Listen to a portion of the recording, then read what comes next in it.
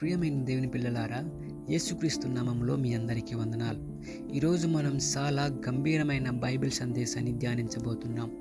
ఆమోసు 8:12 మనకు ఒక హెచ్చరికను అందిస్తుంది. ఇది ఆహారం లేదా నీటి కొరత గురించి మాత్రం కాదు, దేవుని వాక్యాన్ని వినాలనే దాహం గురించి మాట్లాడుతుంది.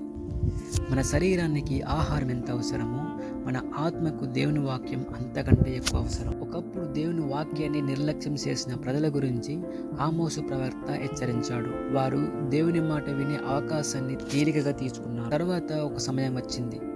వారు దేవుని సందేశం కోసం వెతికారు. ఒక చోటు నుండి మరొక చోటికి వెళ్ళారు, కానీ దొరకలేదు. ఈ సందేశం మనకు ఒక ప్రశ్న. ఈరోజు మనం దేవుని వాక్యాన్ని విలువైనదిగా భావిస్తున్నామా? మన చేతుల్లో బైబిల్ ఉంది, మొబైల్లో బైబిల్ ఉంది, ప్రతిరోజు అనేక సందేశాలు వినే అవకాశం కూడా ఉంది. కానీ మనం నిజంగా దేవుని స్వరాన్ని వినడానికి సమయం కేటాయిస్తున్నామా?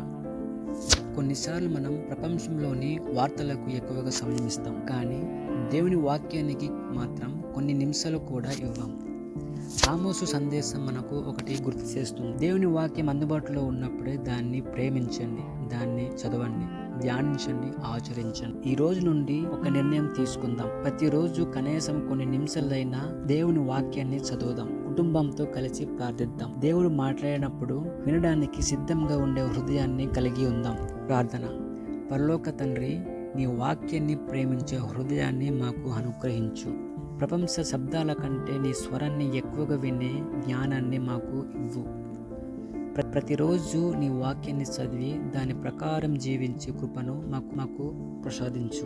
యేసుక్రీస్తు నామములో ప్రార్థన చేస్తున్నాం, ఆమేన్. దేవుడు మిమ్మల్ని ఆశీర్వదించునుగాక. ఈ సందేశం మీకు ఆశీర్వాదకరంగా ఉంటే లైక్ చేయండి, షేర్ చేయండి. ఇలాంటి మరిన్ని బైబిల్ ధ్యానాల కోసం నో టైమ్ నో లాస్ ఛానల్ని సబ్స్క్రైబ్ చేయండి. దేవుడు మిమ్మల్ని ఆశీర్వదించునుగాక.